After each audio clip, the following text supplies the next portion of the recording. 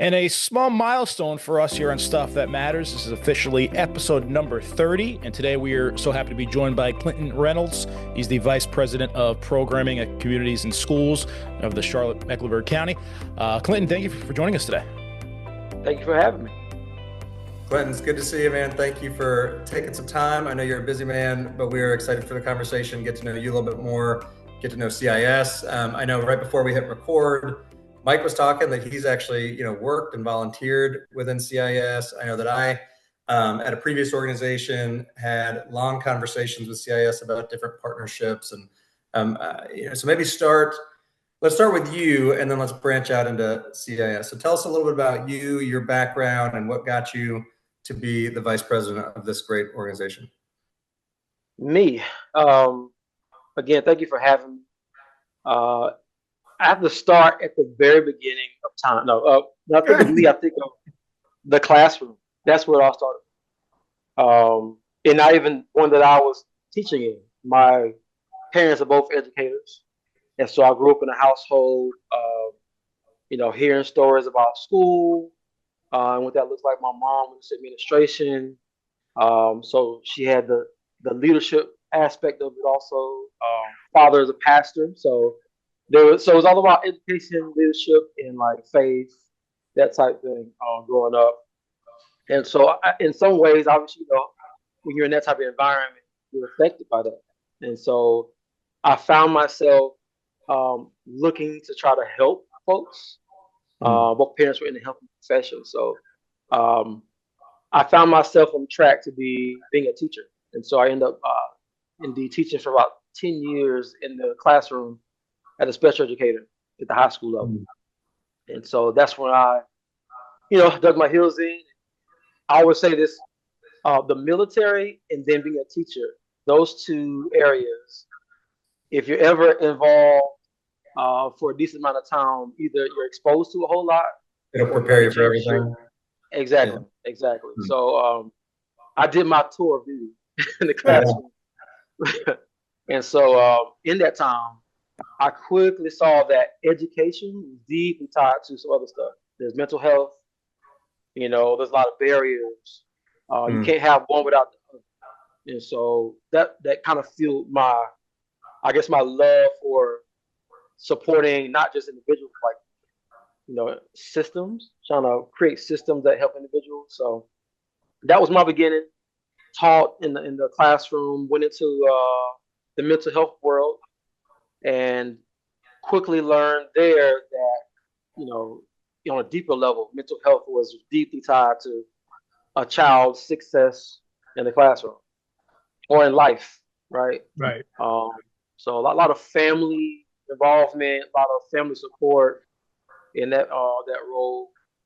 And so I left there to go lead at a company that had an after-school youth learning program, and it highlighted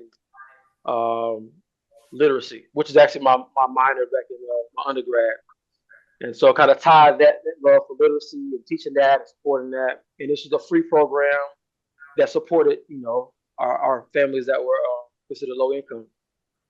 And so, again, trying to help, just trying to affect systems in a way that supports families and students.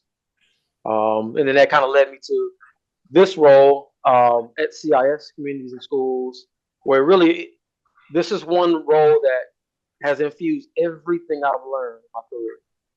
And I draw from all my experiences because it's so wide. Mike, I think you said you volunteered and were affiliated. I guess work with the Raleigh affiliate. Yep. You understand how wide CIS is. Yeah. And it really is. It really comes together. All those things I've done, I think my career come together. It's just about relationships.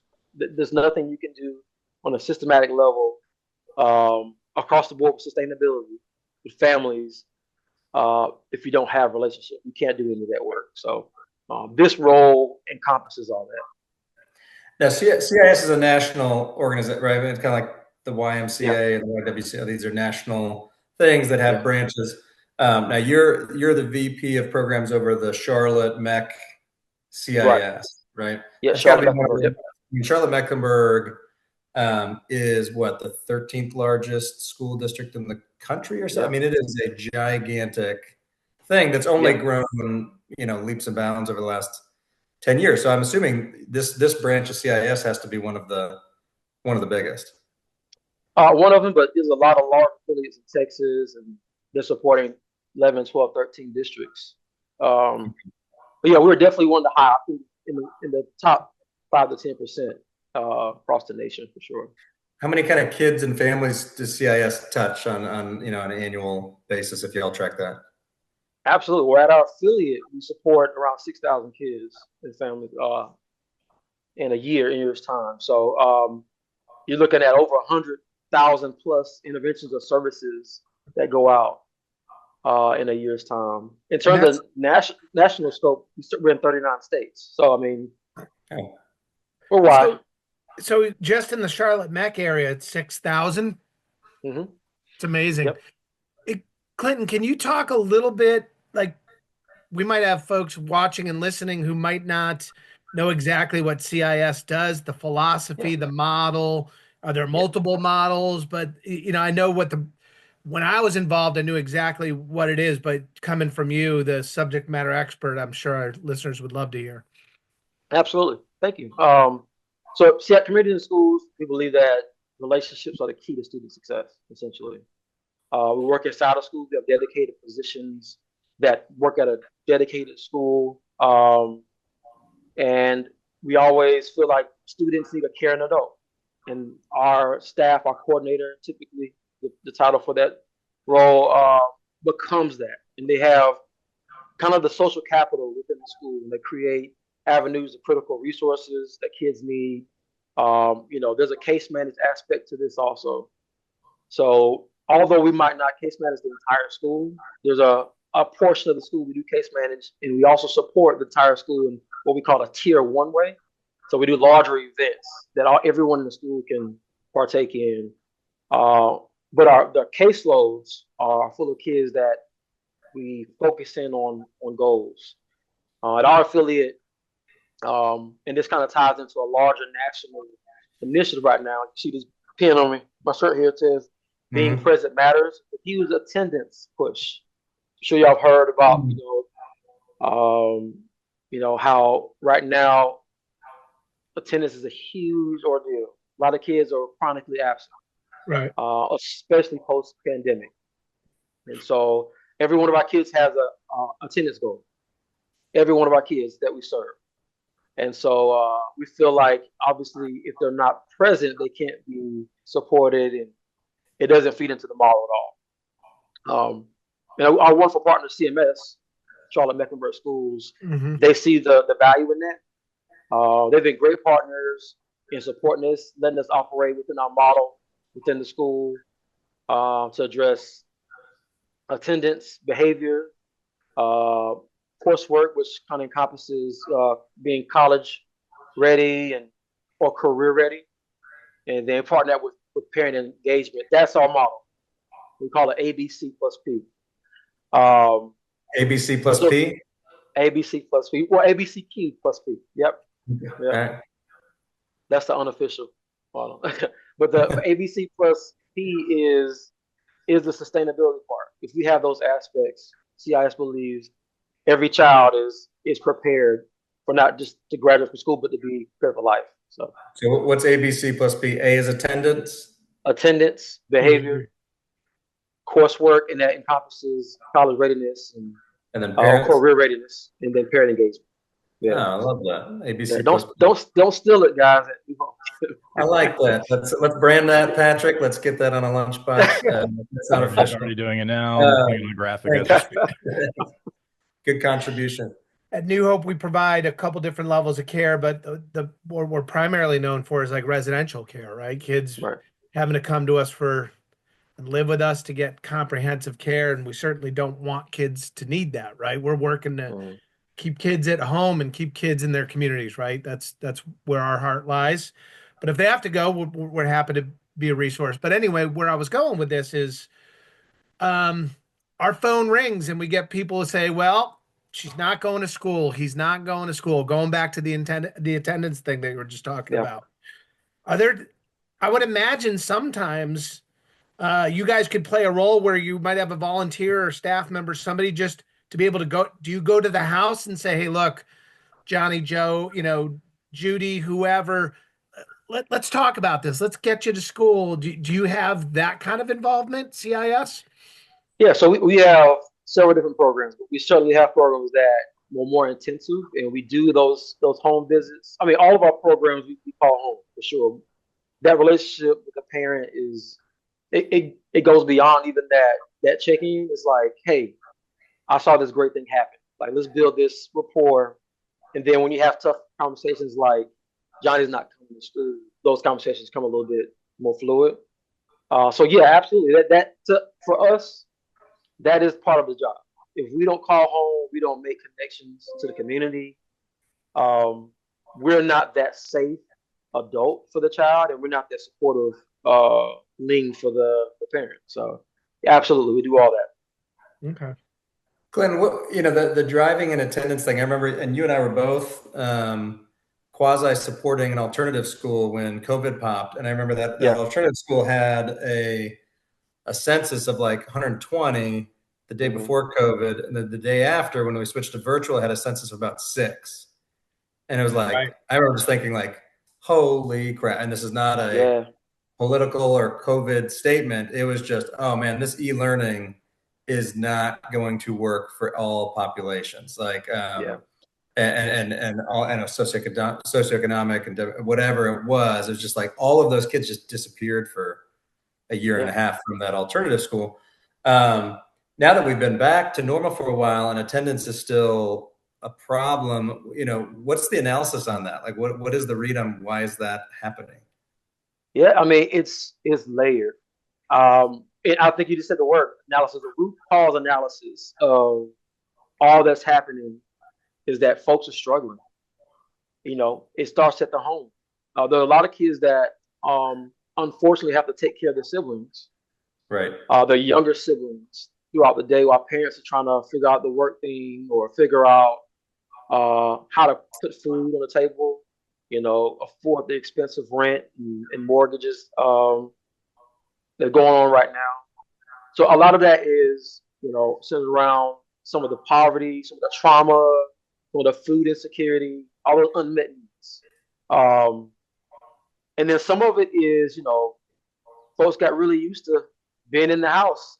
Right. And, we're really trying to coerce and remind people about how important it is for the children to attend on a consistent basis. When a child is chronically absent, after about that day 10 mark, the studies show that they decrease in every area, even socially. And so what that relationship is from our coordinator to the parent is partly education.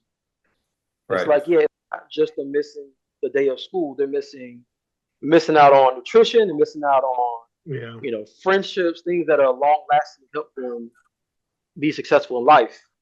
Right. So, yeah. All of which get harder the longer you stay out, and then you come back and you're like, well, okay, this kind of feels awkward, or this sucks, or now I feel behind. So it's I don't think avoidance is the driver of why a lot of the kids aren't going to school, but then it becomes this avoidance thing because it's not a pleasant experience if you're not ingrained in it. That's tough, and I'm sure I'm sure CIS went through a very interesting time during the pandemic, but now that everything's kind of back, it still feels though like there's been this mental health in the schools boom over the last 3 or 4 years. And we had Kevin Poirier on the podcast. He was a principal in CMS and has been an educator for a long time. And I kind of asked him a question I want to ask you. Does it feel like things are getting harder in the schools? Does it feel like it's an environment that is more challenging to educate kids? Are kids struggling? Is there more violence, or do we just talk about do we just see it on a TikTok fight video and we think that's happening everywhere? Your team is in the schools every day in one of the largest school districts in the country. What are you seeing and hearing and feeling? It's interesting. I think what you feel and what you see can be different. At times, I would say it's a mixed bag. I'm sure that every generation says that this is the worst time But I do identify some huge barriers for our students, our families, that make it harder for students to be able to focus on school. And then obviously that plays a role in how they learn. And there's some stressors that you all know. There's been mental health. Without feeling safe, learning is very difficult. And so there's some true barriers. Social media maybe has been a little bit of a fuel to that, because it is highlighted, it's polarizing a lot of things that happen nowadays. But I will say this: I'm fresh off a national conference for CIS, so I'm coming back, and I'm like, I get to see the vastness of CIS and some of the stuff that happens in different communities. I'm talking to people from Tacoma, talking to people from LA, who are going through a rough time right now. Sure. Talking to people from parts of Texas, New York, DC, and we're seeing the same thing. But we also see how our work is pivotal. It's not at this point in time. It's not one of those things where like this work is auxiliary, or we can have this program, this support, this relationship, and make it through. No, families need support. They need nonprofits to go out, and I think nonprofits are ready and looking forward to that challenge. So where there is a lot of barriers, there are a lot of folks ready to go to work. I think you all are a part of that work also. This is the iHeartMedia Charlotte Women of Impact, celebrating women in our community, presented by the Carolina Ascent and New Hope Treatment Centers. My name is Kiara, and I am the Mental Health Ambassador for New Hope Treatment Centers. Now, if you could go back in time and talk to your younger self, what advice would you give, or what would you say? Don't do that, do it this way instead. Would you change anything? Would change a whole bunch. But with being gentle with myself, I would remind myself that the things that you are doing are often the things that you are created to do. Hear the full interview on this station's website, presented by the Carolina Ascent and New Hope Treatment Centers. Hey, I'm Jen Manti, Admissions Director at New Hope. As we celebrate International Women's History Month, I want to recognize all the amazing young women New Hope cares for every day across the Carolinas and beyond. They truly are our future. For more information, visit newhopetreatment.com. Hi, I'm Siobhan Gaston, talent recruiter at New Hope. During International Women's History Month, I want to encourage anyone who has a big heart for youth to consider joining our incredible team. Visit newhopetreatment.com. Hi, I'm Dr. Melissa Schuler, Program Director at New Hope. During International Women's History Month, I want to shout out all of our incredible female leaders that help make this organization so special. You contribute so much to our mission. Join a mission that matters. Visit newhopetreatment.com. Hey, Clinton, the timing of this is pretty interesting for me. I have a freshman in high school here in Wake County. I got a 7th grader in middle school, and I have a 4th grader in elementary school, right? I'm touching all 3, elementary, middle, high. And my wife and I have these conversations all the time. This morning was a school event at my 4th grader's school.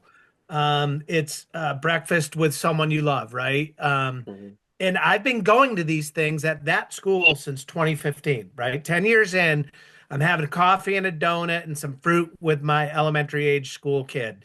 And my wife and I are fortunate enough to where we live half a mile from the school, and we both primarily work from home and have employers that get it and want family first, right? And so we're actively, like, I'm not overly active in that school, don't get me wrong, but I can go to these events, right? I can be engaged in the school, right? Can you talk a little bit about, like, I always think about when I'm there, I'm like, what are the parents who are, working in a hospital setting or working in a manufacturing setting? You can't get away for 30 minutes. Yeah. Can you speak to that a little bit and maybe strategies CIS uses? I thought today, they got to do this at some other time. This is a tough time for people. Yeah, you bring up a great point. Because, for years, folks would measure a parent's engagement by if they're there or not. Right? And that's not the case, right? Parent has to work an odd shift. you know, in order to make it, does that mean that parent's not as engaged? So I think for us, it's figuring out how to create kind of sustainable engagement for the parent, right? Maybe that is creating alternate, times, AM, PM opportunity for parents. Maybe that is touching base with the parent, giving them an update. Hey, we're in 2025. There are like apps that we could use. There's technology we can, maybe they can zoom in. There's a lot of things. I mean, people buy houses over Zoom, right? So, like, why can't we create a type of parent engagement opportunity virtually to support our families? Yeah. This will be. I have a couple of these for every podcast, kind of like the old man on the porch moments. But where get off my lawn, Simon. Well, yeah, we gotta have a special segment for it and like special music that intros it or something. But I do think about this.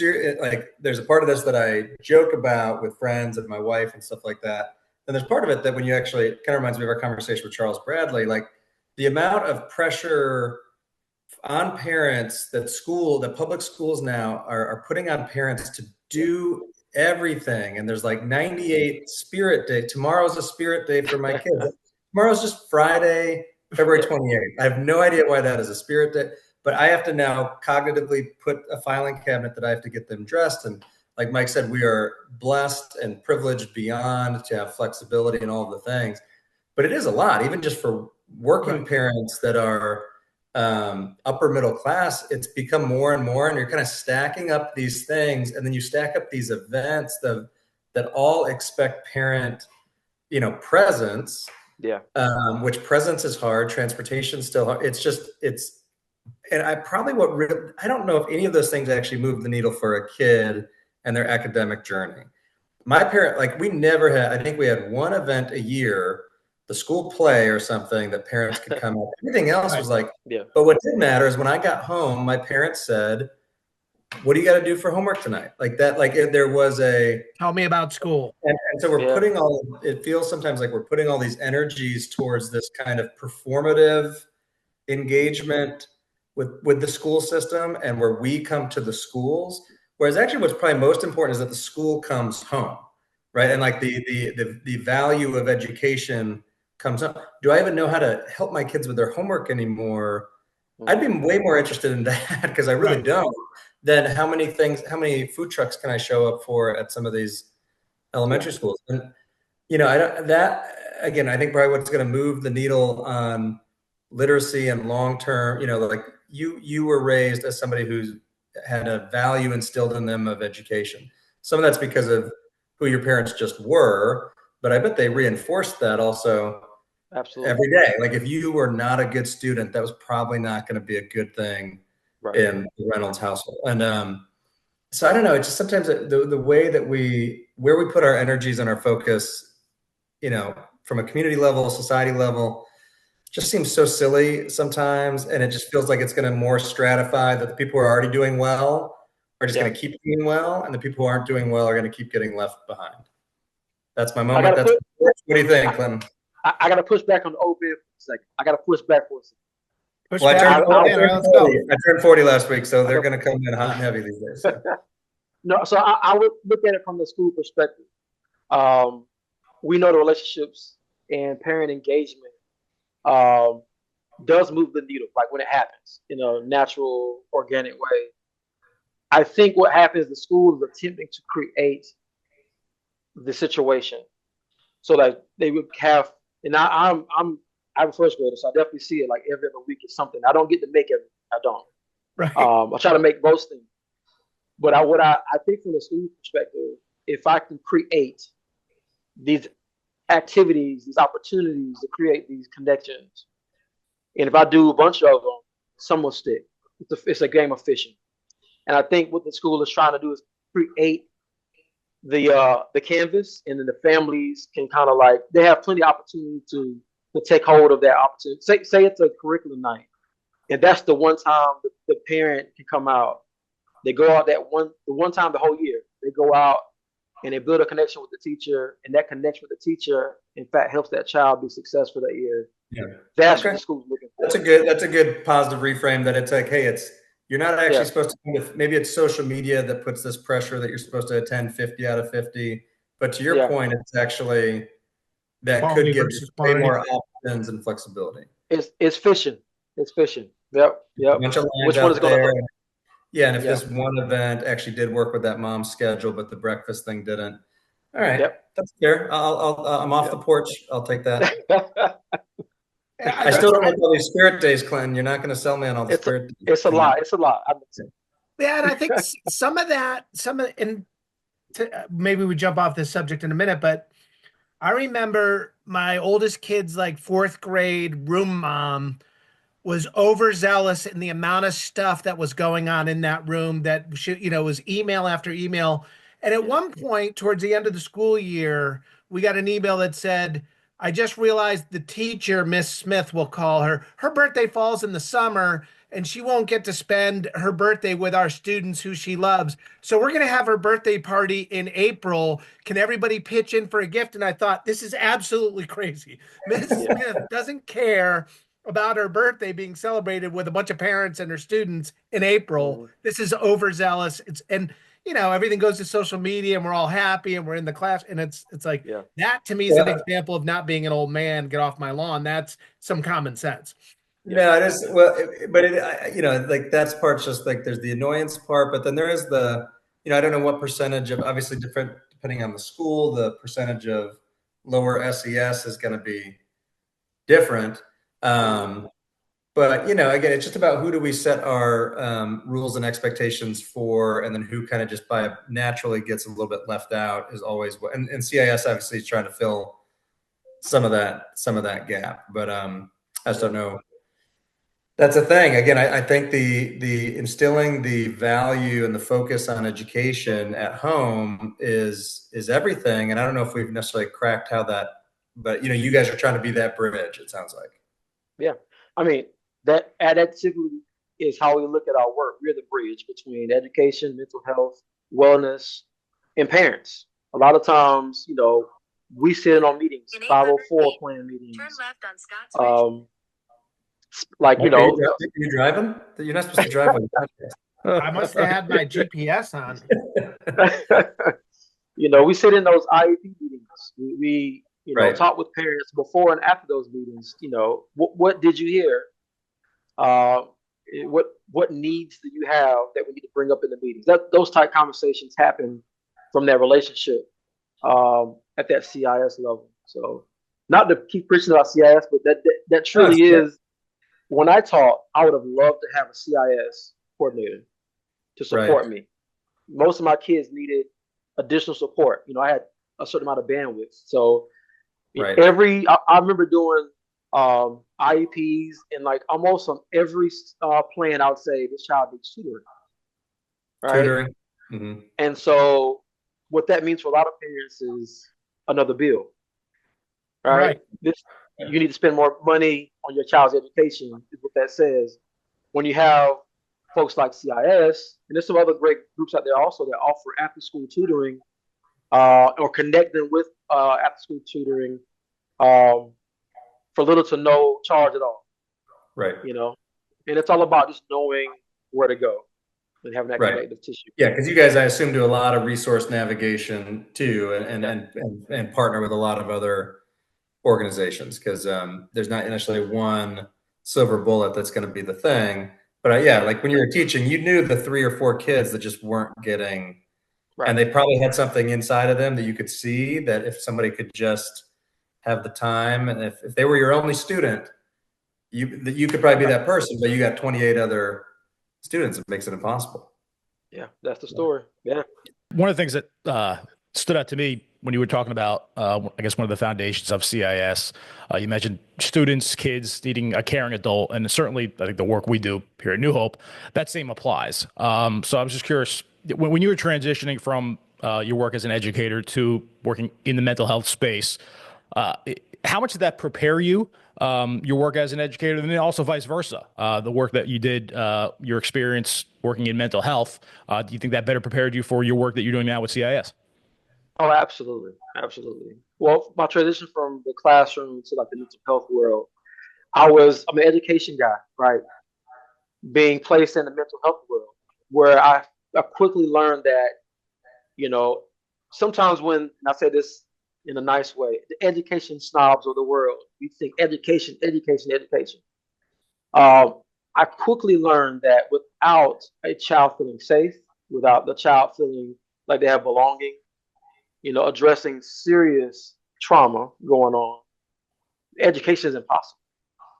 And so, yeah, I almost went in like, let me impose my will on the education piece, but I quickly learned that a child can't even function throughout a day, if they don't feel like they even belong in school, we can't focus on education.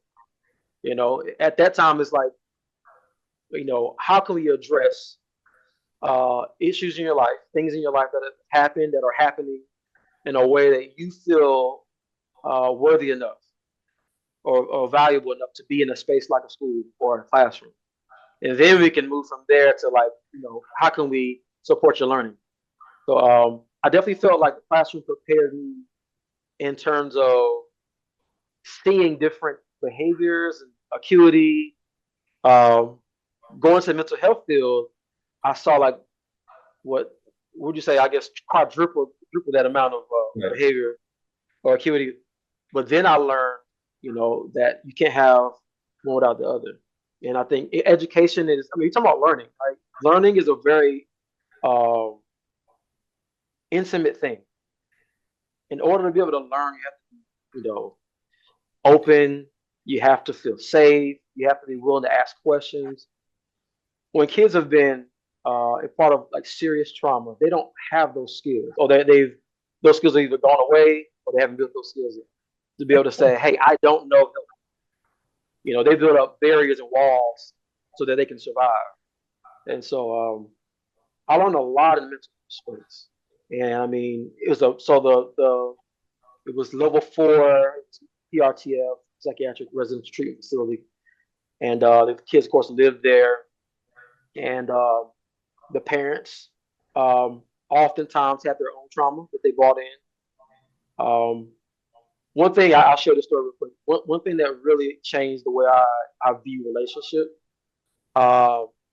We had a meeting with a parent and the case manager for a child. The child wasn't in this meeting, and this was like one of the final meetings before a child was discharged. This child kind of was like I guess you could call him a bully, right? That's how you maybe categorize. He would kind of look at another kid and say, "Get up, give me that seat." He'd sit in that seat. At the last meeting, I heard new information about the child through this parent, who, by the way, had just gotten out of jail. He had a bracelet and everything. She had nothing to lose in telling this story, I guess, so she felt comfortable. She explained that quite often this child, he was around, I think 10 at the time, would have to take care of his 3 siblings, younger siblings, for 30, 40 days at a time when she would, get in trouble and go to jail. And so this child came into the PRTF after 3 or 4 years of taking care of siblings, make sure they get to school on time so they don't get in trouble. Sometimes she would have time when she'd be in jail and it would be like Thanksgiving. So she would call her family members to send food to the house, and this kid had to prepare food. And so, yeah, what I thought was him being a bully was him practicing his survival skills within the pod. And so I quickly, went to people, was like, anybody ever heard this story about this kid? No one ever heard that story. It made me think, what if I had a relationship with this child, a closer, more in-depth relationship with this child? And I knew that my lens at the school, the lens at the pod would have been totally different. And I think to myself, how many times do I assume things about kids, about their behaviors, about the symptoms of their trauma, and I don't address the root cause. And so I determined from that moment on, I'm going to try to dig a little deeper, ask the other questions. Matt, you know this well. What happened to you, right? Rather than what's wrong. That is the question. So, so relationships are important. Relationships are key. the key to any type of movement for a child or family. Well, I love that. It's a good feeling. I've got a similar feeling right now, when everything has kind of led to this point, and you having that mental health background and being able to kind of swim downstream, and now you're coming upstream, and you can kind of see how it all ties together. And everybody. I also say, all behavior makes sense in context. Like once you know the context, it's like the wildest behavior. I used to do an exercise with new staff where I would just list just the wildest behavior that I've ever seen in my career in like the psychiatric field, like just some stuff that like a normie out there would be like, what, and I'd say, write a story that would make this behavior make sense. Like write something that would make this a kid like doing something with feces, something just like that kind of normal, like would just immediately your gut reaction is to say, this is a bad kid or this is a crazy kid. And, write a story that makes this make sense. And 9 times out of 10, that probably was an accurate story. I was curious, I have to ask, and we're not there's not a political bent to this podcast at all. Nonprofits right now and places that obviously do philanthropy, CIS does a lot of grant funded stuff. Is there anxiety that's been happening recently? I know that New Hope is keeping an eye on big shifts that are happening on the federal and state level all the time and sifting through what do we have to worry about, what do we not have to worry about. We don't do a lot of grant stuff, but I'm on the board of an organization that does. It's just it's in the zeitgeist. So is that impacting anything or any fears there? I think all nonprofits have a little bit of that in the back of their mind. What does it look like? It's just, a little bit unprecedented. But I think we also fall on, like I said before, what we do is critical right now. And so we hope that that's the priority, that we keep programs like CIS in the schools, and we because we won't be able to address those key issues that are affecting our youth and our families without some type of nonprofit support. Right. So we're hopeful that the value add is recognized. Right. Yeah. How does it work in a school, Clinton? Like, is a teacher responsible for like referring a kid for CIS type services? Is it do you have it sounds like you have a person on site in some schools, maybe quite a few schools. Like you started going down the road around like basically social determinants of health. And when an adult starts to see that this kid's having some issues, how do you tease all that out? Like, how do you assess and then assign and move into services? Yeah. So, referrals can happen a lot of different ways. We do have a dedicated staff at a school. Yeah. So they become essentially a part of the school support team. Okay. Principal, administrators, counselors, and our staff would sit on that team. And a lot of times lists are bubbled up from those meetings. Of course, teachers will know who the coordinator is, offer up names.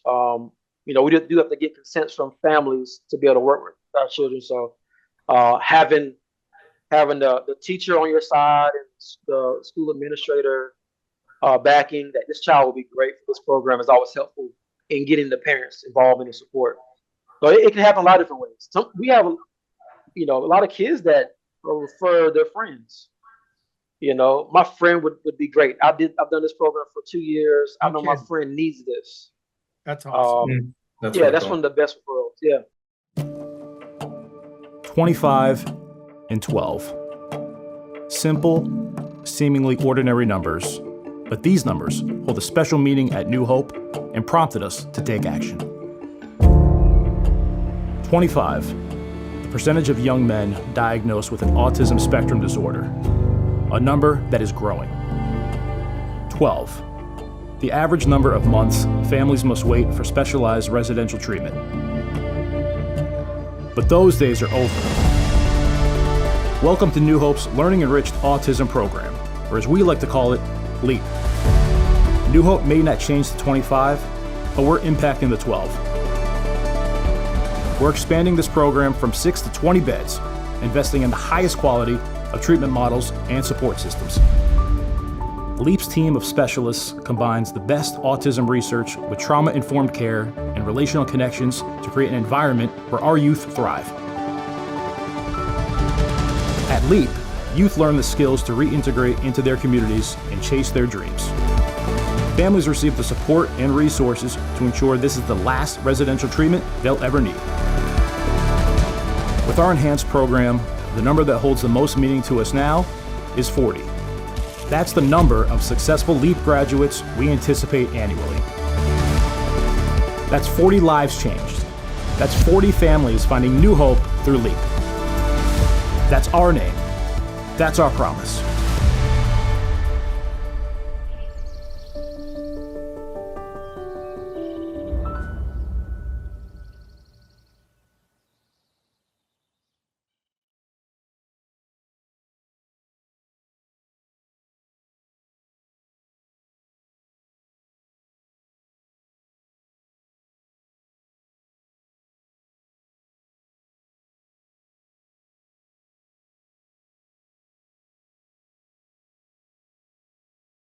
Clinton, shifting gears just in terms of leadership and your growth, what are some of the, obviously, again, I love where you're at because it's so perfect for your whole life story.